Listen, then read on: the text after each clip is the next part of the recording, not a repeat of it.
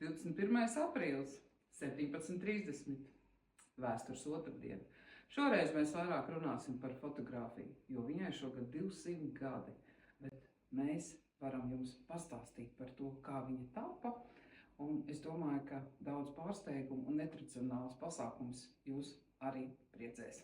Bet senākās fotogrāfijas Ventspils muzeja krājumā ir datējums ar 19. gadsimta 60. gadiem.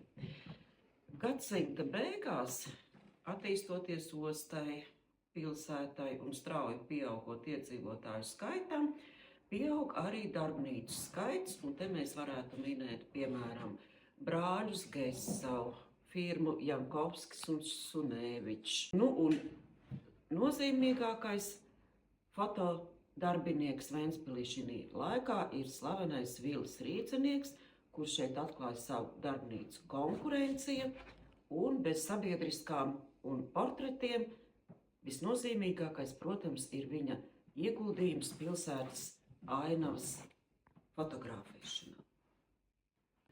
Tiekamies, jo arī par veciem fotoaparātiem Ģirds Drēmans mazliet jums pieminēs, bet varbūt jūs būsiet gatavi fotosesijai. Gaidām!